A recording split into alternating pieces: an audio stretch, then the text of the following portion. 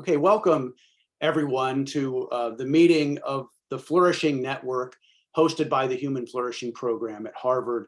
I'm Matthew Lee, and I'm delighted to introduce my colleague, Christina Hinton, and she will introduce the other presenters today. It's fitting that we have this special meeting devoted to education, since that is how we started 3 years ago when a small group of us came together to discuss education for flourishing and to form a community of practice that has now grown into a flourishing network. And so I see that some of you are already moving into the one-word check-in, and that's wonderful. So those of you who are joining us for the first time, welcome. We always start with one word about our current emotional experience in the chat box, so you're invited to do that now. Just a way to check in with ourselves and check in with each other and just notice what we are bringing to our time together. And so with that, I will turn it over to Christina Hinton to begin the program. And thank you all for joining us and participating in the one-word check-in. It's wonderful to see so much positive emotion, but we always welcome the negative experiences as well. So whatever you're bringing with you today in terms of your own experience, you are welcome, and we are glad you are here. Christina. Welcome, everyone. Thanks so much, Matt.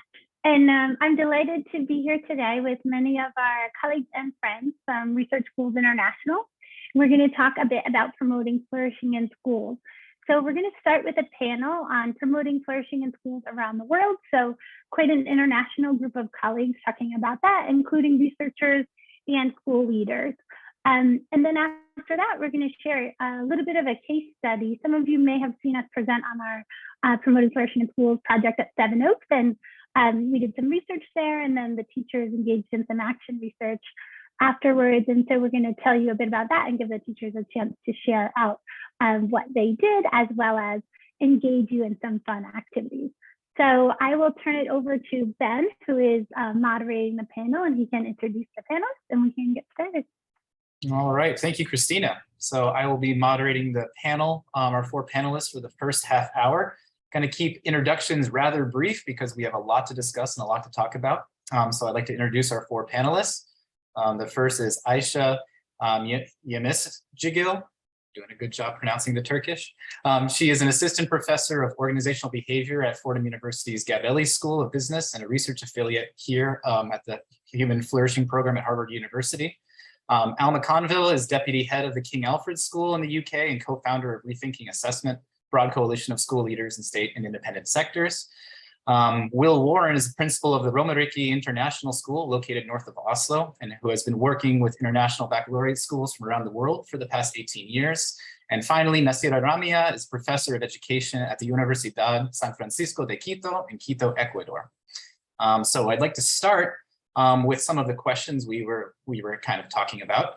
The first, and this is for any of our 4 panelists who would ever like to jump in and start us off, is how did you first become interested in flourishing? Perhaps maybe you were dismayed by any trends that traditional educational solutions were not addressing. So I'd like to open it up to our 4 panelists to answer that question. I don't mind jumping in there. Great. I would suggest that if you're involved in education in any capacity, whether you realize it or don't realize it, you are naturally involved in the concept of flourishing and expecting and sort of supporting students through the lens of flourishing. So it's kind of a naturally inbuilt aspect of the profession or possibly vocation. Wonderful. Well said. Anyone else like to take a crack? Yeah, I'll add to that. So my background, lots of people might think their background is particularly connected to flourishing.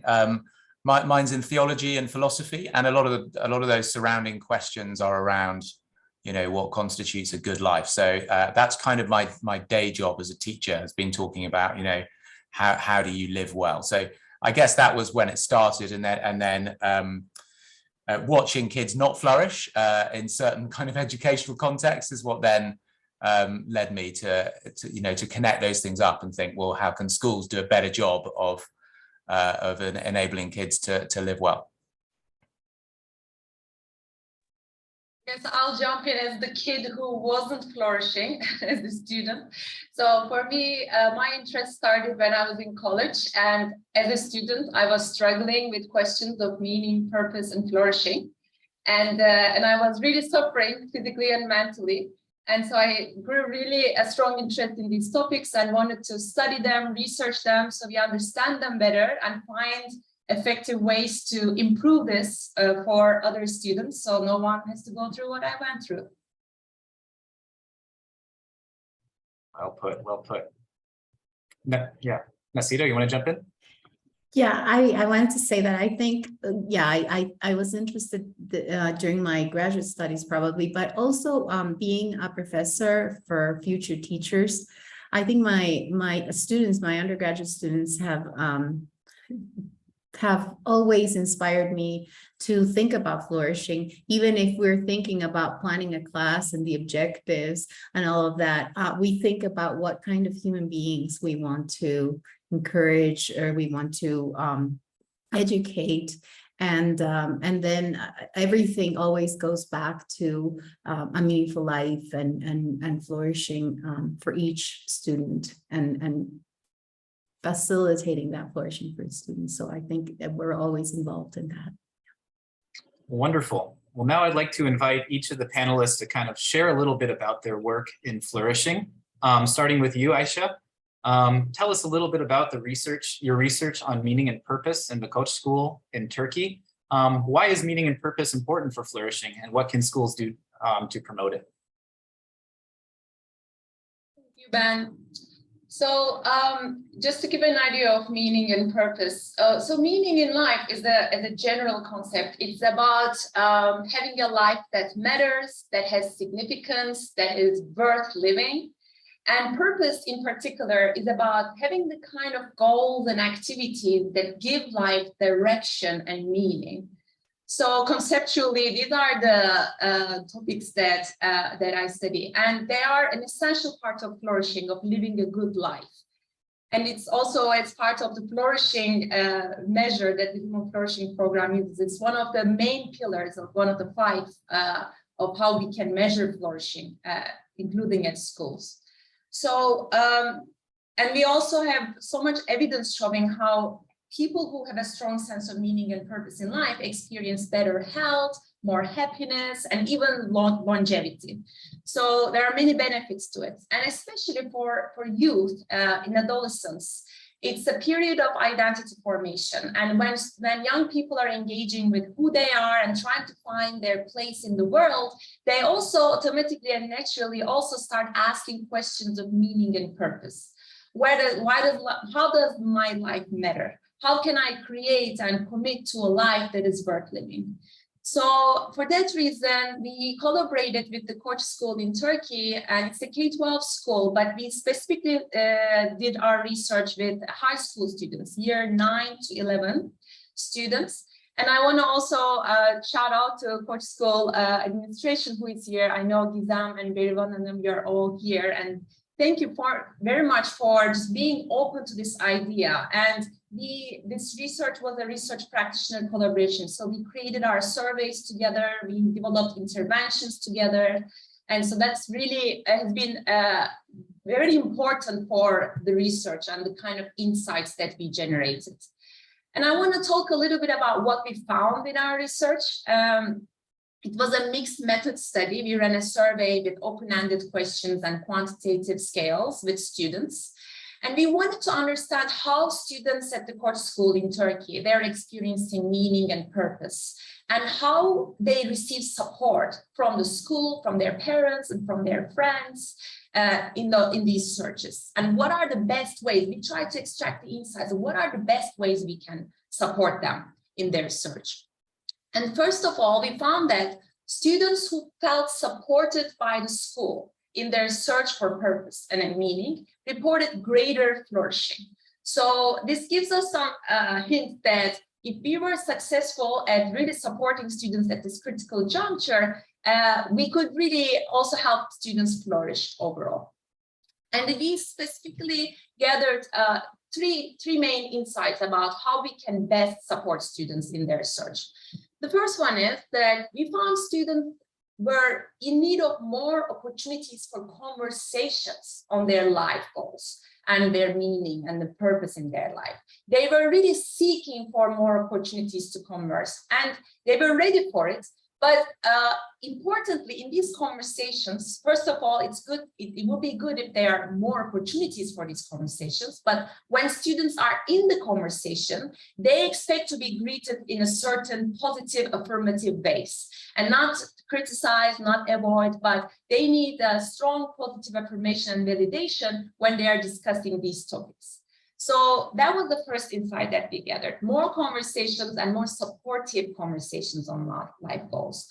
And the second one is that students, probably most educators here won't be surprised by this, students wanted to have more time. They wanted more free time, free from exam stress, academic pressure, to tune in with themselves, their emotions and their needs, and to think about their life. That was the second thing that we discovered. They wanted more time. And the third one was, we saw that the search for meaning and purpose was strongly intertwined with career search. So students who were very clear, with a clear sense of purpose, really knew how they wanted to contribute to the world when they graduate and when they get a job. They had very clear social visions of how they want to change the world, and they were exposed more to these kind of socially useful jobs in through their parents and through other opportunities that they had in life. So from an intervention point of view, practical point of view, providing more opportunities so students can familiarize with socially useful career paths could be one other intervention area for schools in supporting students' search for meaning and purpose. So these are some of the insights we found in our research. Great, thank you, Aisha. Next up we have Al, who will tell us a little bit about how schools in the UK can encourage more flourishing. Sure. Well, that was all chiming with me. Just now, I was thinking, yeah, exactly. That's exactly what schools need to do. They need to give kids a greater sense of social purpose and an opportunity to contribute socially, and time and space to think about their meaning. So it's really interesting, and we're actually about to attempt to sort of build a course around essentially those things, and replace a traditional academic unit with something that is about exactly that, meaning and purpose and social impact. And then what are you going to do? And include some element of kind of academic study within a personal journey towards something that makes a social contribution. So that's what we're doing, that we think other schools should be able to do. So the sorts, more broadly, that's just kind of response to what Isa was just saying. But more broadly, I think the way to ensure that schools are promoting flourishing is to start with a real clear sense of what it is that they're trying to achieve as part of their fundamental mission statement, as part of their sort of self-expression. When a school talks to the staff or the parents or the kids about what the school is about, it needs to include that right up front, because that's what all the conversations about development planning and resource expenditure, they all come back ultimately, or they should, to the school's sort of fundamental expression of, its rationale, its raison d'etre. If that's not in there at the top, then you'll forget about it, or it'll get buried under the thing that's really at the top. So to have it in your sort of motto or your mission statement or your founding articles, it's got to be there, something about thriving. So at my school, our strap line is thrive at school and beyond. And so whenever we go off a strategic away weekend, it's like, right, we've got to start with this. It's about enabling kids to thrive. It's not about great results or access to university. And then that has to be real. So there has to be a real commitment from the governors all the way through to that being the central pillar of what it is that you're trying to do. And academic success then is just one part of that. So it's about, you need a balanced experience for the kid, for them to flourish. And one of the sort of encapsulations of that I really like is a motto that we had at a previous school, head, hand, and heart, which I think stems from Pestalozzi. And if that's your sort of starting point, then everything falls under those three sort of elements of human experience, and you don't overhead it. And someone talked about the UK having reached peak head recently. Too many people doing too much academic work and reading too many books and not engaging the whole of their person.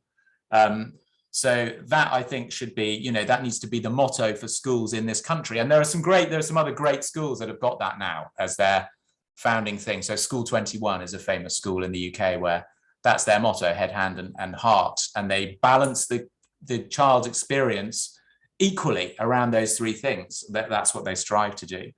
But again, just building on what Isa was saying, it's about listening to students and building great relationships with them, and role modeling, teachers as role models who can be trusted adults in kids' lives, so that they can feel listened to and that they can feel some sense of supported autonomy, essentially, and have some choice over what they're doing. I think a lot of these messages, you know, Christina, you taught me in our kind of previous collaborations, but this is what the research says people need to thrive, and so that's got to be at the heart of what schools plan to do. And they need staff who are flourishing too, and there's a big bar to that in the UK of overworked, over measured staff not flourishing themselves. So we need that too. Sorry, I'm going on too long. So ultimately, it's about balancing stuff out better, balancing the experience. I also just want to mention quickly an initiative that Al is helping lead called Rethinking Assessment in the UK, which is about changing our assessment practices to promote more flourishing as well. So I just put a link to that in the chat. Great. Thank you, Christina and Al. Next up, Will, can you tell us a little bit about your innovative school that you have founded in Norway and how you and your colleagues are promoting flourishing at the school? Yeah, I think it's quite interesting that we're being thought of as being an innovative school, because that's a bit sad, really. I don't want us to be an innovative school. I just want us to be a normal type of school. I think what Al was saying there, I like this idea of academic success being an accidental byproduct of the journey that students have whilst they're in schools. And I think there's so many things in place that are restrictive and causing problems, from things like grade levels, just grading itself, timetables, they're very restrictive. The subjects, we're teaching subjects. Why are we teaching subjects when we've been teaching subjects for thousands of years and they haven't really changed in the last couple of thousand years? And, you know, the building structures themselves. So I found myself in a rather unusual position in December of 2020, where I was asked to open a school. And that was it. Can you please open a school? There's a school building. We spent $5 million US building a school building, and I was given complete autonomy. And Al, you were talking about autonomy then, and I think that's going to be a big focus of what I'm going to talk about here. So we had to decide, you know, who are we? Why are we here? What's the point of the school? So I had this opportunity. And so I was able to go out into the local community and speak to the potential parents of the school. And so we came up with initially 4 founding pillars of the school. And one of them, possibly the most important one, is the Sustainable Development Goals. So all of the curriculum is delivered through the Sustainable Development Goals from grade 1 all the way through to grade 10. And it is astonishing. Bearing in mind, these children didn't speak English a year ago. They're now talking about the various Sustainable Development Goals in a very sort of articulate fashion. So that was one of our founding principles. The next one we came up with the idea of service, that the school was a servant to the global community and to the local community, and internally and externally. And I think that is something that we are struggling with, I would suggest. So that's a focus area for us. Then the next pillar was this idea of entrepreneurship. So when I initially introduced the concept of entrepreneurship, people are thinking I'm talking about business, but actually we're talking about empowerment and agency, giving students, parents and teachers, anyone in the community, this sort of idea that they can be agents of change. Autonomy again. Now we're very lucky. This school is in the middle of nowhere, so we have incredible outdoor facilities. We have incredible facilities. For some reason, I have an indoor 400-meter running track in the building next door to me, but we're also in a forest. We're going to have a little farm built over there. I can see lots of students in the playground at the moment. So we were going to take advantage of this, and there's been some really interesting research about using the outdoors more proactively. Some of it's quite distressing in as far as children who spend more time outdoors have longer hamstrings. because children inside sitting down all day have shorter hamstrings. So we started off originally with those 4, and then we ended up, someone mentioned the fact, one of my colleagues mentioned the fact that we are missing this concept of well-being. Under Norwegian law, children are entitled to a safe physical and psychosocial environment. Well, we decided that wasn't strong enough, so we've included all members of the community. So parents are entitled to it, staff are entitled to it, students are entitled to it. And I think this all comes from the fact that we have an enormous amount of autonomy as a school. We have autonomy over our curriculum, we have autonomy, where basically political influence of the school is almost non-existent. But there are some interesting aspects to the school. So the school is completely inclusive. If someone wants to apply to our school, legally, we are obliged to offer them a place. We cannot ask anybody to leave the school. And although we are called a private school, the fees for the school, 85% of the school fees are paid for by the state, which means that it's opened it up to a huge broad range of people within the local community. So parents have got an autonomy of choice. That's a real unusual aspect in Norway of culturally, because normally in Norway, they only have one school. That's it. There are probably 5 private schools in all of Norway. We are what used to be called a free school, which is a bit of a Scandinavian concept. And there are about 23, 24 of us within Norway following the same sort of model as ourselves. So yeah, there's an autonomy of choice, and the students, we're aiming to have an autonomy of learning and an autonomy of teaching. And I think the absence of politics from the school is fantastic. So we are obliged to do the Norwegian national test. National tests, there are 4 of them. We don't tell the children that they're coming. We don't prepare for them. When they do them, we put them in a file and we put them in the safe. I haven't looked at last year's. I'm not interested. And that was apparently quite provocative. So it's a fantastic project. I think when we're talking about flourishing and we look at children flourishing, it's quite addictive. And I wonder whether teachers find watching children flourish in front of them, they find that it helps them flourish themselves. So when I started here, I would say I was not flourishing, but now that I've started this project, I've started flourishing, and it's a glorious thing. Wonderful, Will, thank you. All right, last question for our last panelist. Nasira, what in your opinion, how can we best support flourishing in schools in the Ecuadorial context? Thank you. Yes. So in Ecuador, like in many Latin American countries, I think that there are very specific cultural characteristics that, you cannot generalize, but you can say that we value family and extended family. And there is a very big influence of religion, specifically Catholic religion or maybe Christian religion.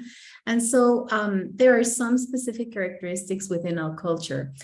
Some years ago, when we did a project with Christina and on RSI, we looked at compassion and how it presented itself in Ecuadorian students. And we found like a compassion learning spiral, which was like a model for teaching and learning. And it goes with social development and moral development. And we found that we oftentimes teach very directly about moral concepts like respect, care, responsibility, but we don't really go on to talk about action. So sometimes we talk and children learn about ethics and sensitivity and ethical reasoning, but not very much about action. And I think that one of the things that we found in Ecuador and that I've been involved with is service learning. And I think that through service learning and through action, through experiences and then reflection, some children and also adolescents, and I work with undergraduate students as well, find meaningful ways and sometimes find meaningful ways to be fulfilled and to flourish. And so I think that taking into account all of these elements, the element of action is very, very important, but also what is important for the culture and for the people that you are working with. I'm very connected to what Will said in that one of the pillars of his school was service.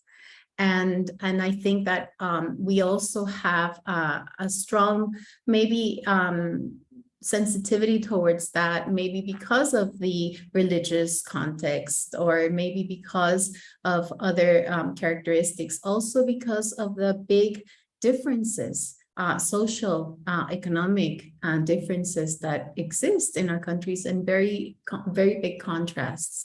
And I think that that is something very important to bring into the attention of everyone who is here, but also not only to the attention and to the sensitivity, but also to the action and to the things that they do to make our society better as a whole. We are, I'm not, again, maybe a generalization, but we are a socially directed or socially oriented culture. And so I think that we can gather that and take that from our culture and make it meaningful, and also help everyone in this process of becoming more fulfilled and live a good life. And yeah, so I think I was connected to what all of the other panelists said as well. But for me, it's reflection within our local context, and also reflection very linked to action and those experiences for children and for adolescents and for undergraduate students for them to flourish. Thanks. Wonderful. Thank you, Nasira. Christina, what do you think? We have 4 minutes. Should I punt one more question, rapid fire, or shall we? You know what I would love to hear is, from, if you don't mind me jumping in, from the panelists, what do you think are some strengths that your culture brings to promoting flourishing? So Nasira was talking about how in Ecuador, there's a strong focus on social bonds, and that, of course, promotes flourishing tremendously. I'd be curious to hear from the UK and Turkey and Norway as well. What do you think are some? I'll jump in because we had precisely that data in our research. We found that on many components of flourishing, the students in Turkey were faring lower compared to, we made some cross-cultural comparisons compared to the UK and the US, but there was one area, and that's the social relationships and friendships. And Turkey is a collectivist country, and people are very relationship oriented, and friendships especially are so strong. And we saw it in the qualitative data too. When we asked students how much support they get from their friends, they were writing amazing things about how their relationship with friends is already contributing to understand their purpose and how much they can share with each other in a very safe way. And they also get critical with each other, and they're fine with that. Actually, friends were the only ones that they were very open to receiving advice from and criticism from. So no from school, no from parents, but from friends, yes, bring it. So it was one area, and especially in the school, we wanted to think about how to build on this. And then we said, okay, this is an asset clearly in the culture, and how can we enable this? How can the school support, maybe logistically, so that these kind of interactions, purpose-supported interactions between friends, can happen in a much more seamless and natural way. So we're also thinking about the practical ways to build on this. Can I just jump in about Norway? Norway has it's a socialist country and has a huge focus on equality, not equity, but equality. So equality of opportunity. And we're slowly trying to transition towards an equity focus rather than an equality focus. But it is absolutely embedded all throughout Norwegian society, to the extent I once had a conversation with a Norwegian teacher who said that differentiation was unethical because every child should have the same access to the same education. So we're trying to transition slightly away from that focus. I'll say something nice about the UK, or at least London culture. I think it's a really tolerant and increasingly tolerant culture in terms of embracing diversity. I think that that's a really strong trajectory of the UK. Actually, it's not everywhere, and I don't want to sort of whitewash it. And I've got plenty of critiques of UK culture, but I do think that it's a place that is already very tolerant of diversity and becoming increasingly so? I will add one from our research in the UK. We found that humor across many of the schools that we worked with was a real strength in the UK. It was used a lot in schools in such a lovely way and in such a supportive way. So yes, just to add that. Wonderful. Well, thank you to our panelists, and thank you, Christina. It's been great. I'll turn it over now to you, Christina, to introduce the Seven Oaks School projects. Great, thank you. So I'm going to share my screen here. Just give me a second. Okay.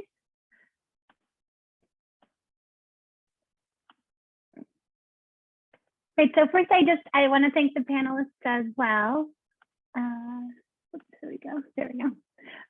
It's just such a joy to work with all of you. And in terms of meaning and purpose, I have so much from my work, and thanks to you all, and working on these wonderful topics like defining the mission for RIS. That was incredibly inspiring this year.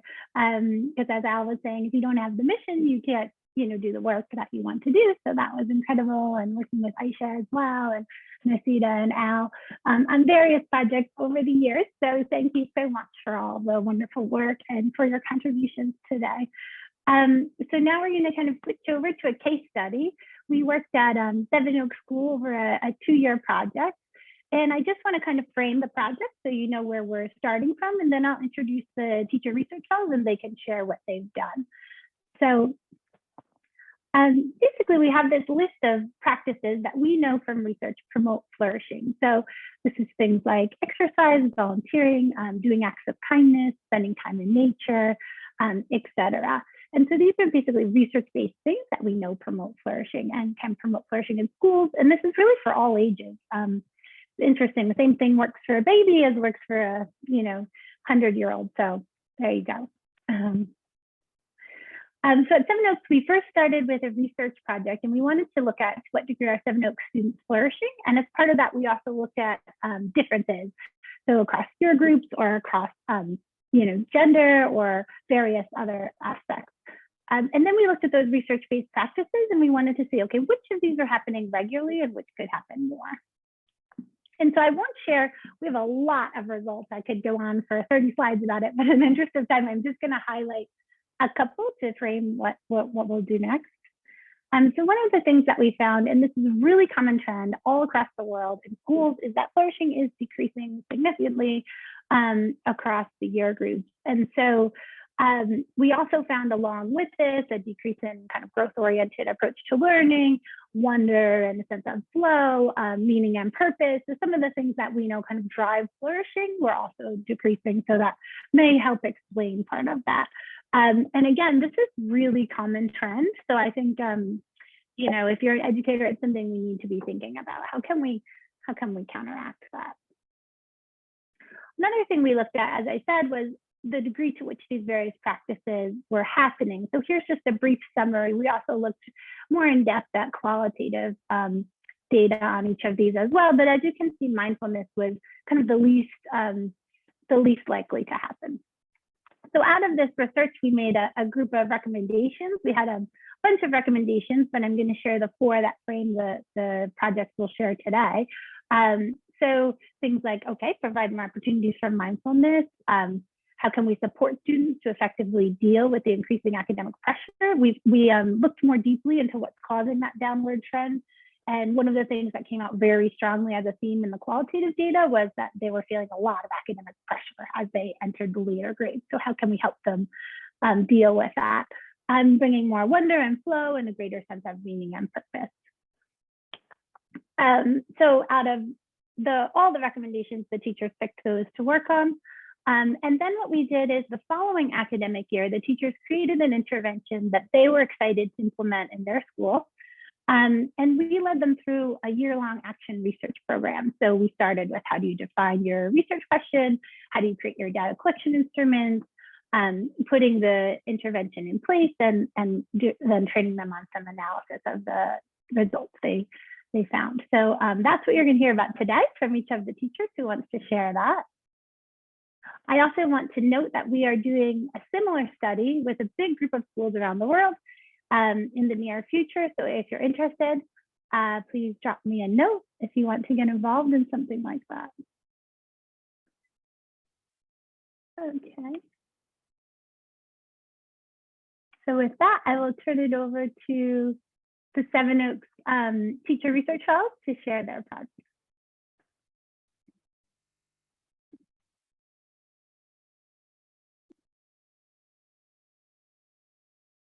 Great, can you see that? Fabulous. Okay, so hello, my name is Charlotte Hopwood. I am the head of psychology at Seven Oaks School and also a trained mindfulness teacher. So it's really interesting that Christina was saying mindfulness came up kind of as the lowest point. Students haven't had much experience with it. So I've done mindfulness in my previous school and I was really keen to bring it to Seven Oaks School students. So I'll keep this slide brief because I'm sure most of you know what mindfulness is, but it's essentially being present in the moment and not spending all of our time thinking about the past or the future. And interestingly, lots of the interventions in the literature are 45 minutes or an hour and a half, which, you know, isn't the best amount of time to use in a classroom setting. That's longer than the lesson itself. There is more literature coming in now, which is shorter. So I'm sure many of you have heard of Headspace. In 2018, research found that one 10-minute introductory meditation on Headspace for 10 days massively decreased stress felt from external pressures. So there's some really interesting research out there on kind of shorter bite-sized mindful practices. But one of the reasons why I was so passionate about this idea is, you know, I'm sure this is the case worldwide, but especially in the UK, we have a real mental health crisis, especially since COVID. So from 2021, around 1 in 6 children were identified as having a probable mental health condition, which is on the increase. And it places huge strain on teachers, especially obviously following COVID. And having gone through mindfulness routes myself, it's been quite expensive. It's been a long process. And so I wanted to create a program that was very accessible to teachers, didn't take lots of time to train in, didn't take lots of money, and bite-sized practices they could use in their lessons. And so I developed mini mindfulness, which I have been using for the last 5 years. I've piloted it in my previous school with around 15 teachers, and it's had great effects. So it's around 18 activities that can be as quick as 30 seconds all the way up to 5 minutes. And I think students typically think of mindfulness as being breath work, which it can be, but I was really keen to show them that mindfulness takes many different forms, and I wanted them to explore these different forms to see what worked best for them. So we did some breath work, but we also did some movement, some sounds, some creativity, and some visual practices. And I thought I'd share one of the practices we did with the students, so feel free to join in. It will just be very brief. You've probably heard of this before, but it's called square breathing, and I have a nice visual on the next slide to guide you through it. But essentially you're breathing in for 4, you're holding for 4, you exhale for 4, and then you hold for 4. So we'll just try that a couple of times. It's going to start with the in breath. So as soon as I click next, feel free to take that nice deep in breath. So breathing in now for 4, and holding that for 4. Exhaling for 4, and holding for 4. And we'll just do that one more time. So breathing in for 4, holding for 4, breathing out for 4, and holding for 4. So that's the kind of practice that we would do in class, and it could be 30 seconds, it might be 4 minutes, depends on the mood of the class, how much time I have, but they really like the kind of visuals that go along with some of these. So my research question was, is there evidence that up to 5 minutes of mini mindfulness at the start of the lesson impacts students' flourishing, happiness, mental health, and their focus? And I was also keen to see which types of mini mindfulness they found the most helpful. And so this is my sample. So I had 30 students. They were between 16 and 17 years old across 4 of my classes. And you can see from the pie chart on the right that the majority, well, over half identified as female. And I did it between January and March. So it was a whole term of school. And at the end, I collected some data, mixed methods, 21 item questionnaire. The qualitative data was analysed with some thematic analysis. So you'll see in a few slides' time some of the labels that I made into codes and a couple of quotes that students said that kind of supported those codes. And obviously flourishing is an enormous concept. So in order to kind of operationalize that a bit more, I was looking at evidence of positive mental state, positive emotions, calm, happiness, and then I was looking at whether they experience an improvement in their focus. So here are some of the results in terms of flourishing. The majority reported a shift in their mental state. They felt calmer, they felt happier, their mind cleared. So some really positive results there in terms of mental state.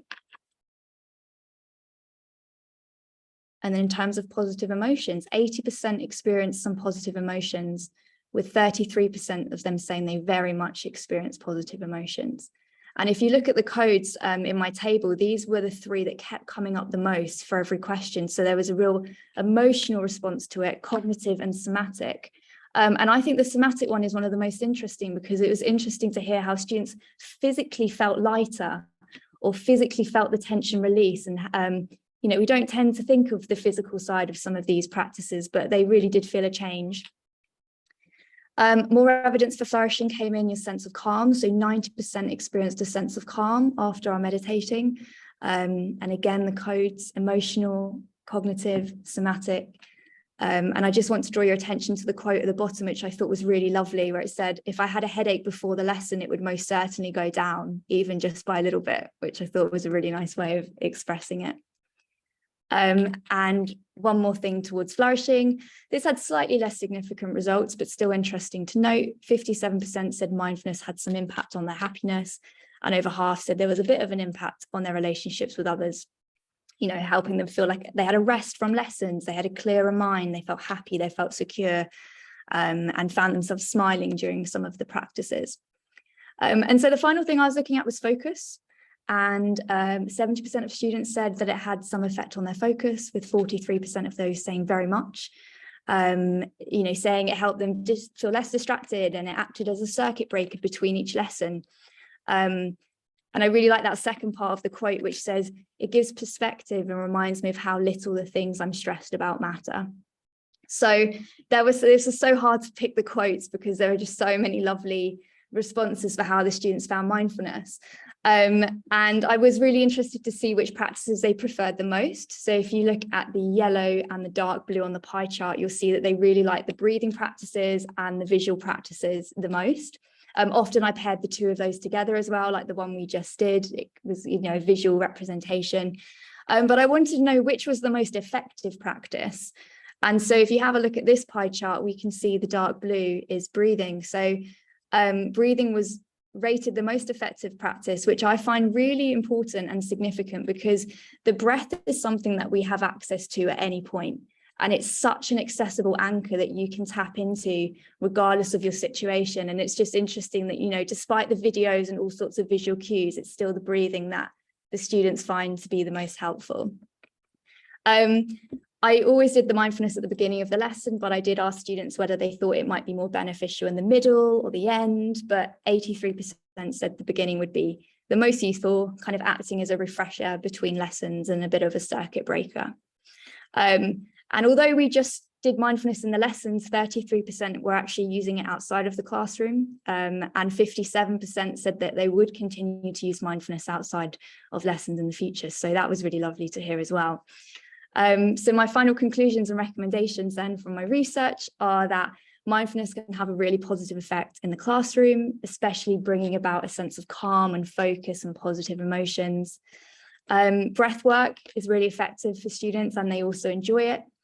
They feel like doing it at the beginning of the lesson is a lovely circuit breaker, and they would continue to use it outside of the lessons.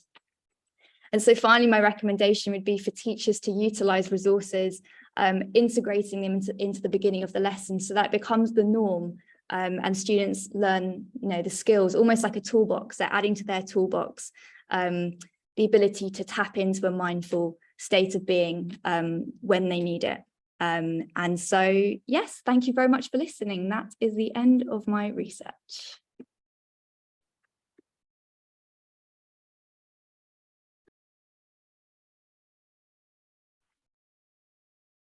Thank you so much, Charlotte.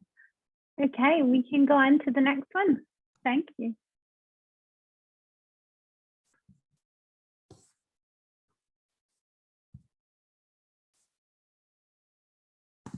So I'm just looking for the actual show slide. Oh, there is slide. Okay, is that visible? I hope people can see that and I hope people can hear me. So my name is Mark Beverley, and I'm an English teacher at the school, and I'm also I run what we call our Institute for Teaching and Learning, which essentially is an institute that looks at research practices, both primary that we undertake ourselves, as well as seeking to learn from secondary research that exists in the world, and consider how and where it can be applied within our school context, but also how we can contribute to a narrative outside the school. My interest for some time has been the subject of student reflection, and the impact that reflective activity can have on a student's sense of meaning and purpose in relation to their own experiences of education and what they perceive as the value of education.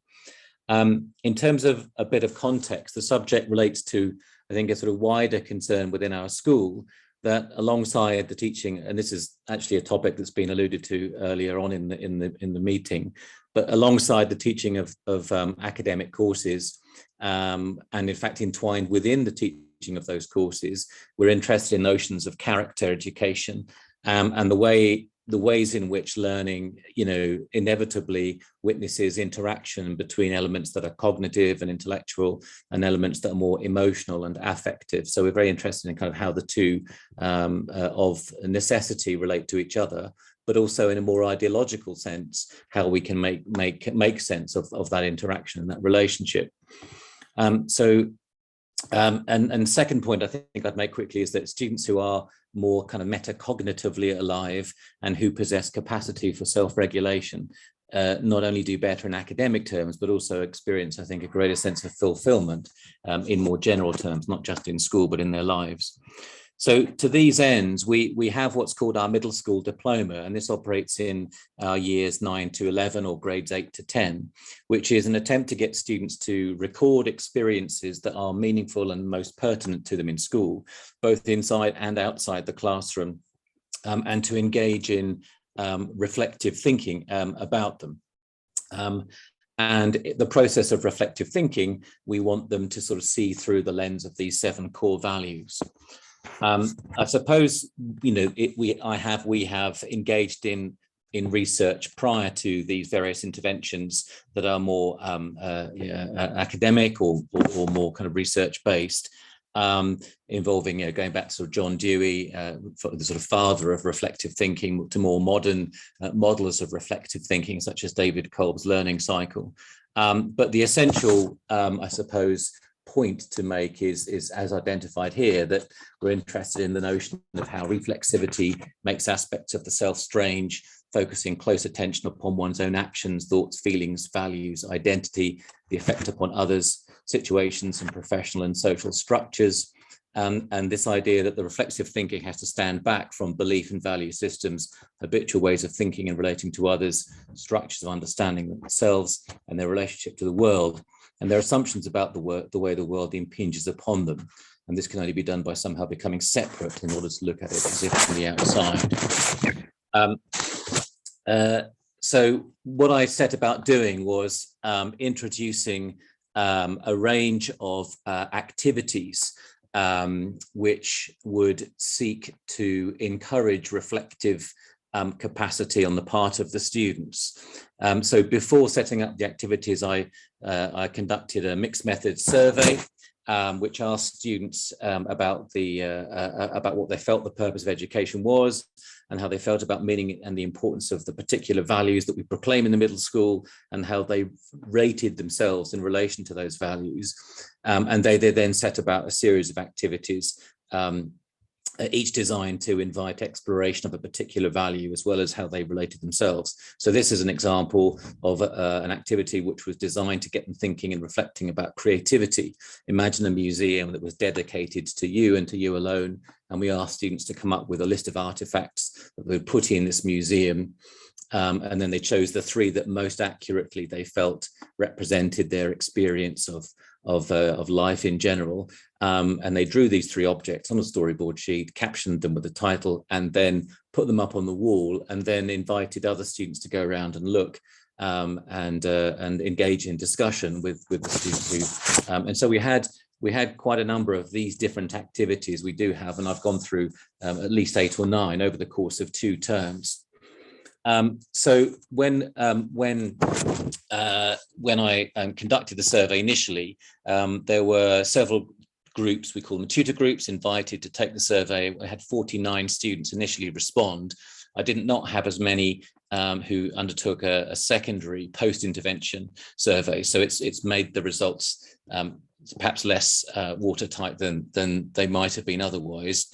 But nevertheless, trends were in evidence. So some of the results, there were some changes to the way that students described the purpose of education, with significant increase in weight given to the idea of learning how to learn and developing self-esteem, and a decrease in what we might think more traditionally about the purposes of education, which are to sort of get the best grades or prepare for work. And this was reinforced by some of the qualitative data. So pre-intervention students would, there were significant numbers of students who were making comments that education was about preparing for the future. It was about acquiring knowledge and skills. And there were very few comments, although there were some to do with the development of character, attitude, and personality. But post-intervention, there were many, many, many more students who were having reflected on the business of what they felt education was all about, were far more keen to represent their sense that education was about more than just exam results, let's say. So a way to grow your character, help people learn new things, to enrich the lives of pupils and teach them how to learn, and so on. And then in terms of justifying these responses, why they rated one particular idea more than another, I won't read them all through, but getting good grades tends to be a result of a good education, but it's only a marker and does not embody the true purpose of education. Gaining knowledge, understanding, critical thinking skills is far more important to me, as it will impact my life and others. And this was fairly typical of a wide range of comments that were far more in evidence post-intervention than before. And then secondly, there was some change to the way that students rated the importance of what we call our middle school core values. So particular development was given to notions of international understanding, social responsibility, and self-awareness, having gone through a series of reflected activities on those areas. And also in terms of how students rated themselves in relation to those values, there was also a significant increase in particular in relation to those 3 areas. There were many more slides which gave us information about how students rated the particular interventions, whether they enjoyed them and how they helped them to understand. And I won't go through all of those because they were relevant only to the activities that we did. But that's been a useful practical sort of bit of feedback. So I haven't tested, I felt there wasn't much point testing these results for statistical significance, not least because there was an inconsistency between the sample sizes of students who took the survey pre and post intervention, but also because effectively I couldn't guarantee that other teachers who helped collect the data had used the same intervention tasks as I had or presented them in the same way. But I do think there were trends, and I do think the trends hold up. Obviously, we've got practical information about how effective particular interventions were, as well as how much the students enjoyed them, but also that they did make a positive difference in more general terms to their reflective capacity. So interventions that were promoted reflective thinking about meaning and purpose. Students said that they experienced development in their capacity for self-reflection. Some activities were more impactful than others. There was a sense of value in thinking about reflection in different ways, that reflection wasn't just a written thing, that reflection was also something that could happen, through speaking and through drawing and through reflecting in that way. And I think the consideration of the form in which reflection can take place can really support the evaluative process. So deciding how a student wants to kind of present their feelings of reflection is a feature of the way in which they process and understand and evaluate the experience that they've gone through. And so with what we are now calling a learning skills program in place, I think we're in a better position to evaluate more coherently the impact of further interventions, as many more students will be completing the activity, but so far so good. And the plan for this year and going into next is to develop this learning skills program. Each student in those particular years has a learning journal, and at regular intervals, and hopefully increasingly independently, the students will be reflecting for themselves, again, in different kinds of ways. The journal invites sketches, it's got sort of bullet points pages, which could do bullet journaling, or of course written and lines as well. So encouraging students to reflect in different ways on their experiences of school. And those are both within the classroom and outside the classroom, and we feel that's a very important feature of it. So anyway, it's been a very fascinating journey that we've been on so far, but still some way to go. Thank you so much, Mark. You're welcome. We'll hop over to Jamie now. We have two more to share, Jamie and John. So Jamie's in a position, I think, unable to take control of the screen. So I'm just going to do his slides for him, Jamie, if that's okay. Yep, that's great. Thank you, Mark. Sorry, can people see and or hear me? Yeah. Wonderful. Yes, hi, I'm Jamie Russell. I'm a chemistry teacher at Sevenoaks School, and apologies, as Mark mentioned, I'm not with the rest of the team this afternoon, so I will be doing my best Chris Whitty impression for those from the UK joining us. So Mike, if I could have the next slide, please. Thank you. So my research has been on strategies to support students with harmful perfectionist tendencies. So having worked in academically selective schools throughout my career, something I've really noticed is the undue pressure that students put themselves under when they endeavour to produce perfect work. So if we can just turn to the next slide, there are some kind of anecdotal examples of issues that this creates. So colleagues and myself have seen students not attempting work for fear of being wrong, not submitting completed work for fear of negative feedback, and then falling into a negative feedback loop as a result of not submitting work. Other issues we've seen are students not willing to articulate their thoughts out loud or on paper for fear of expressing something incorrectly, and also wasting time or managing their time poorly trying to produce perfect work. So to this end, I set about devising a toolkit of kind of process-oriented learning activities with the intention of supporting students who have these harmful perfectionist tendencies with their mental health and learning outcomes. And hopefully to also then kind of gauge which of these activities would be the most beneficial. So in order to design and implement this intervention, I had 2 year 11 classes, so that's 15 to 16-year-olds with a 50-50 gender split. I surveyed them to look at how they felt about the content of their work and their presentation of their work, implemented a number of strategies, and then surveyed again to see how they felt about their work in those strategies, as well as completing a learning assessment. So we could have the next slide, please. So of the 30 students surveyed, 50% of them said that they felt very strongly about making sure that their work was perfect in its content or perfect in its presentation. Of these, girls were found to be 2.5 more likely to have these perfectionist tendencies than boys. And when I looked further at the data, breaking it down into the types of perfectionism present, I found that girls were also more likely to be concerned about the girls were also more likely to be concerned about the presentation of their work as well as the content of their work. So as I've said, I devised a number of strategies to try and combat this or support students with these tendencies. And here I've outlined some of the most effective ones. So if we have the next slide, please. So one of the activities that I designed was trial and error only tasks, so tasks which could only be completed through trial and error. So if you look on the screen now, you can see what appears to be complete gibberish. This is in fact a cryptogram, so these are some of the key takeaways from a lesson, but disguised with all of the letters kind of transcribed in a cipher. And there is no simple way of cracking this apart from looking for words that students recognize and then trial and error. And this is something students actually really engaged with and enjoyed, because there was no wrong way to the answer. You had to keep getting it wrong until things started to fall into place. Similarly, at the bottom of the screen is an equation that I challenge students to balance, when actually they'd normally need kind of year 13 degree level knowledge in order to balance this. When I give this to middle year students, they have to do it by trial and error. Now, when students were surveyed to look at their responses to these tasks, with trial and error, there wasn't a huge difference between the whole class response and the perfectionist response.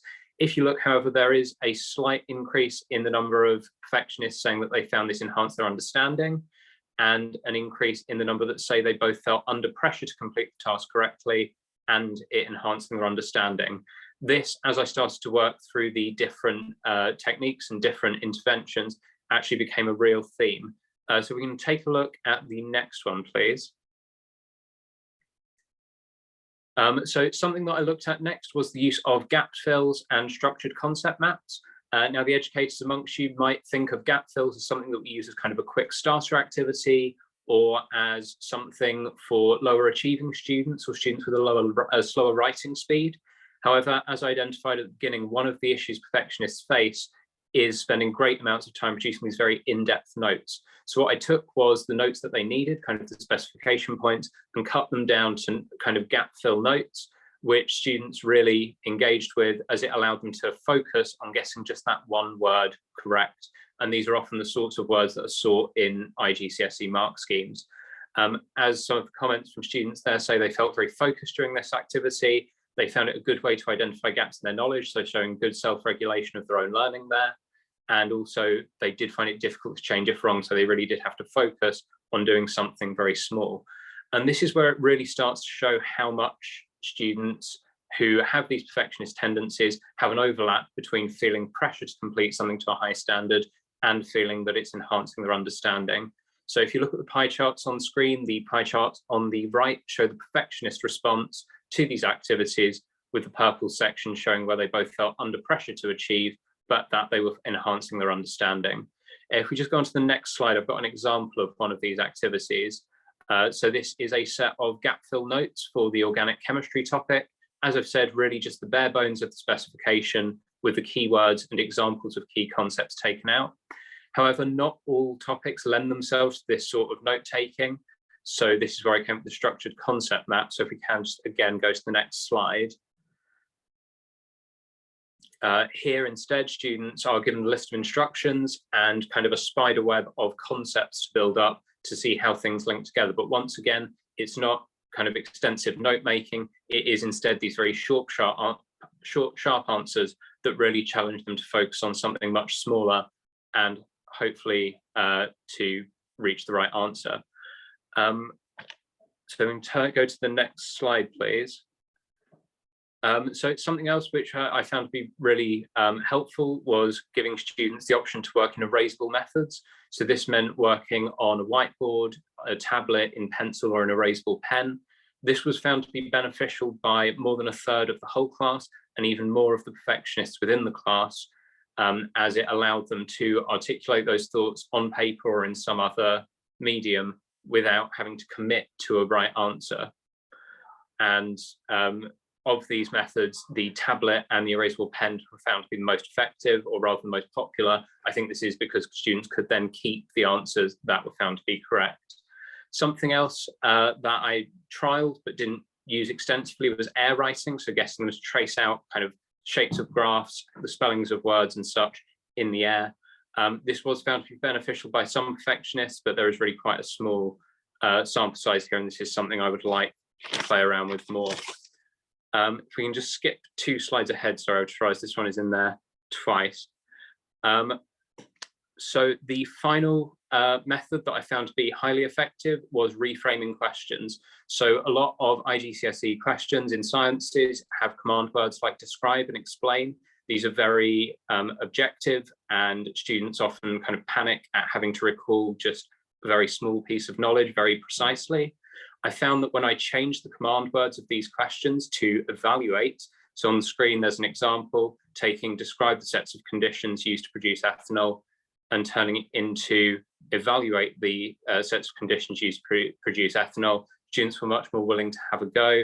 even though this required them to recall the same knowledge.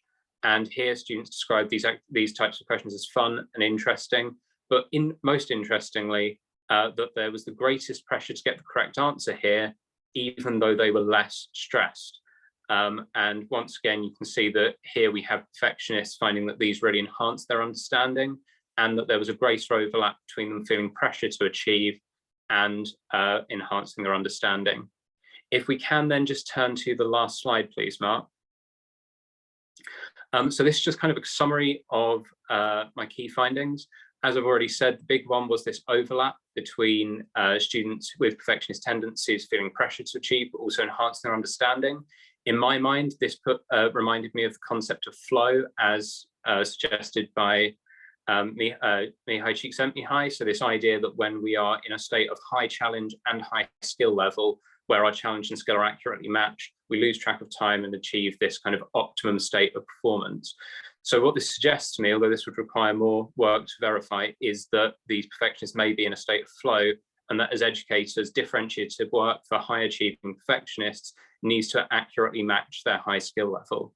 Another interesting thing here, as I've already said, was that perfectionists feeling pressured to get a task right isn't the same as them feeling stressed while they're working. And I think it's important that we, again, differentiate between those two when we are planning work for high achieving perfectionist learners. Thank you.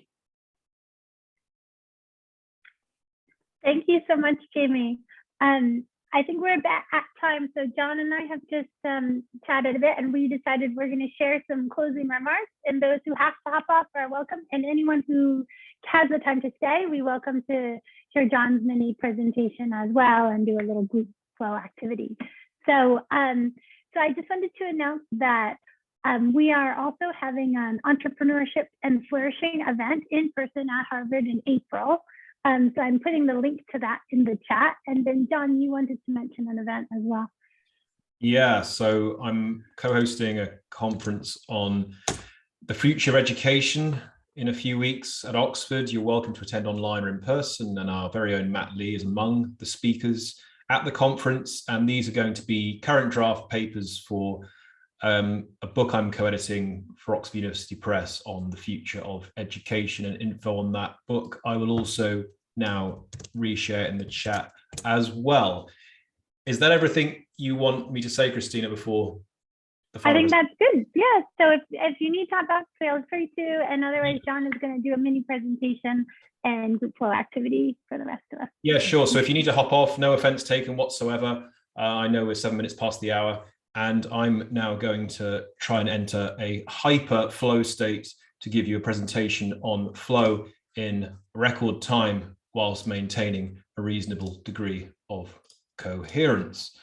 Give me one moment to share my screen. Okay, here we go. So I led an experimental pilot actual research study on facilitating flow in the teaching of philosophy, the subject that I taught at Sevenoaks the past year, and the subject I teach. What is flow?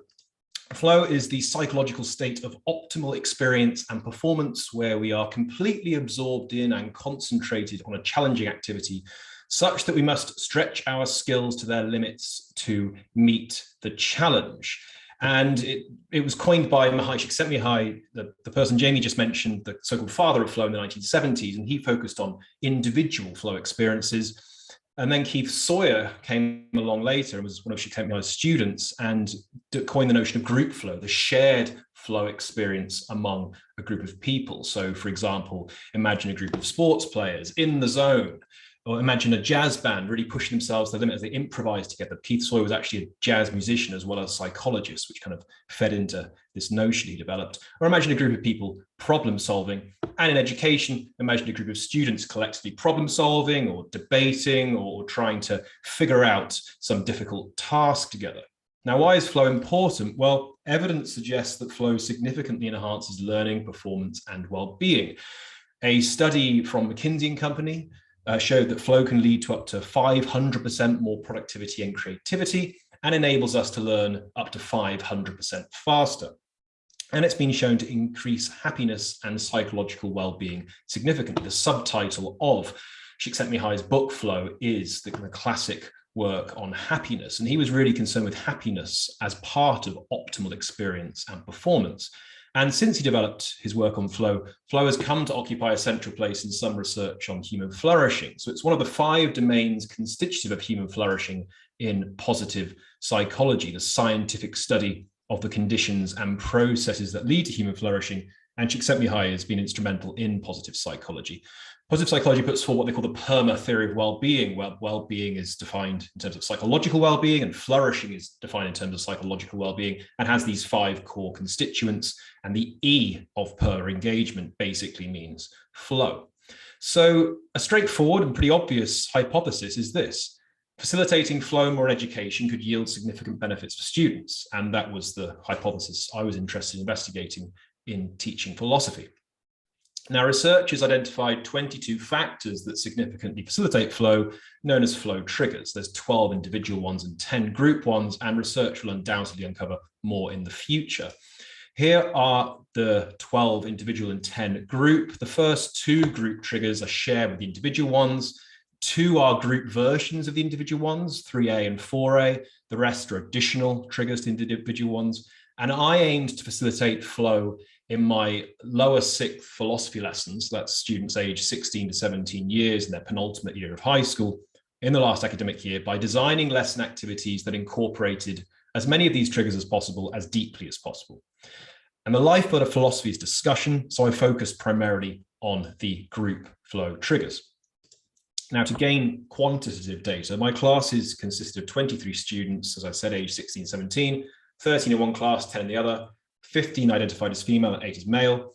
I taught students about flow and invited them to anonymously complete questionnaires in June this academic year containing a validated measure called the flow short scale. And I prefixed all items in Dr. Beale's philosophy lessons this year. And these are the responses you got. Here's 13 items in this list. The first 10 measure the components of flow experience, and 11 to 13 measure the perceived importance of the experience by the students.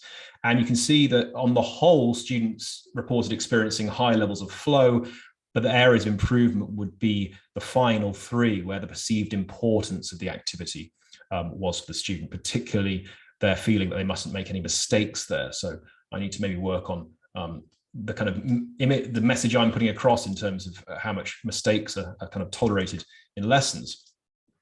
I also created a 17 frequency scale questions on a Likert scale of 6 points, as you can see.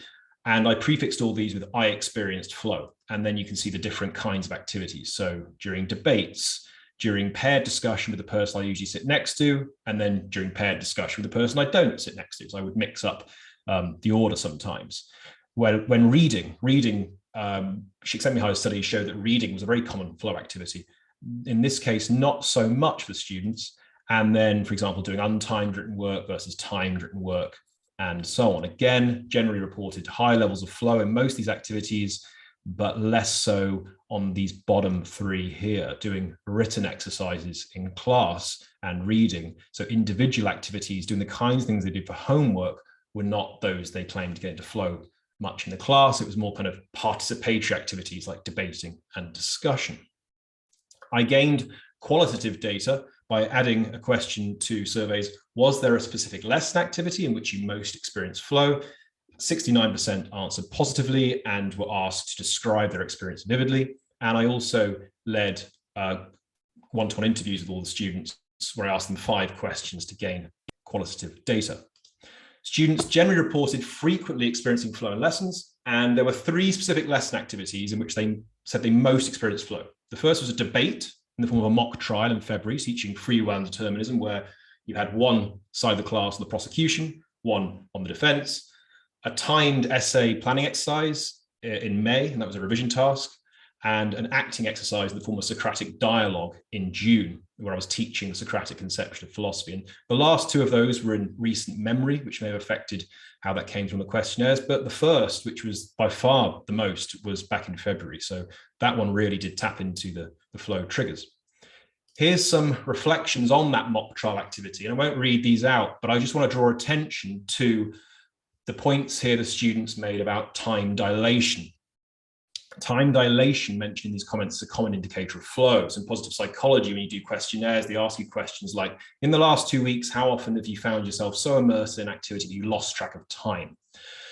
Because when you're so absorbed in doing something, it consumes your attention. Typically, time dilates for you. Another reason this activity may have been a high flow one is because it was a game. And gamifying learning has been shown to really enhance flow, but also really enhance learning. And there's much research on this. It also illustrates about the dark side of flow, video games. There's lots of research on how people get into high levels of flow playing video games, but maybe that's not the best place to be getting into flow, you know, because there's often better things to be doing with your time. Janie mentioned how, you know, perfectionist students or students with perfectionist tendencies often get into flow doing certain things. That may illustrate, you know, something about the dark side of flow, that certain activities can kind of attract perfectionist tendencies or can exacerbate them. So flow isn't always a good thing, is the point to kind of the caveat here. But gamification in learning can be a very effective tool for enhancing flow. So concluding remarks. The data suggests that certain lesson activities employing flow triggers can successfully facilitate flow in teaching philosophy. Gamification may be particularly effective for facilitating flow in activities. And this was only a small experimental pilot study where I try and experiment with certain ideas and activities, but it has given data and resources that could inform the design of a more rigorous action research project, some of which could be applied to other subjects where similar activities could be used. Okay, now, before wrapping up, I do have a Flourishing Network flow activity if you want to do it. But Christina, should I do that? We are 16 minutes past the hour. What do you think? And Matt? I suppose, again, anyone who wants to hop off, just hop off as we're past the hour, and anyone who would like to stay is welcome to stay for it. Yeah, I'm looking forward to it, John. Let's do it, and whoever wants to join is welcome to stay. Otherwise, right, watch the video. Okay, I love this. All right, let's do this. All right, so here is a Flourishing Network flow activity then. Okay, on the next slide, I'm going to show you a philosophical thought experiment. Now, this is the kind of thing I would do at the start of lessons with my students all year. I'd have a kind of thought experiment on the board to get them thinking straight away, to try and get them into flow as quickly as possible. All right, so this is actually an example of what I've done with them before. Let's see how it works here. So I'm going to show you a philosophical thought experiment, which is often referred to in research on human flourishing. It often comes up. I'm going to give you 1 minute to decide, 1, what you would do, and 2, why. I'm then going to choose someone randomly here to unmute their mic and answer those 2 questions. And I invite you to type your answer in the chat as you go. Okay, I'll read it out to you right now. Ready? Here we go. Suppose there was an experience machine that would give you any experience you desired. Super duper neuropsychologists could stimulate your brain so that you would think and feel you were writing a great novel, or making a friend, or reading an interesting book. All the time, you'd be floating in a tank with electrodes attached to your brain. Should you plug into this machine for life, pre-programming your life experiences? Of course, while in the tank, you won't know that you're there. You'll think that it's all actually happening. Would you plug in? 1 minute, then I'm going to pick one of you to answer. Go.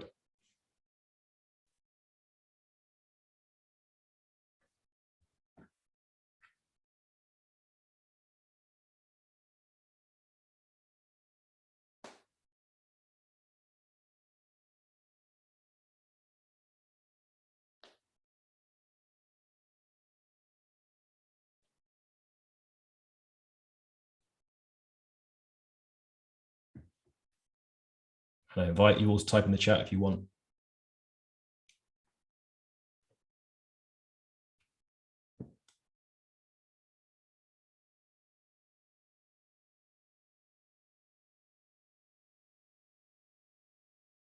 Ten seconds.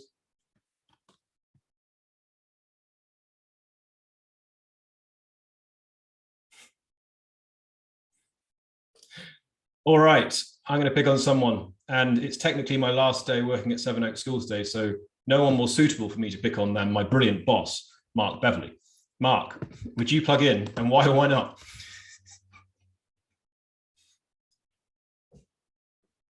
Sorry, I don't think I would plug in.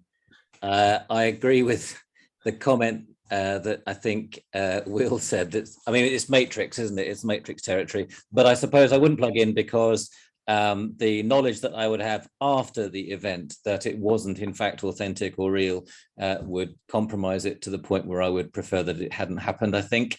Yeah, so I wouldn't plug in. Great answer, Mark. Thank you very much for sharing, and sorry for picking on you there, but well done. That's perfectly fine.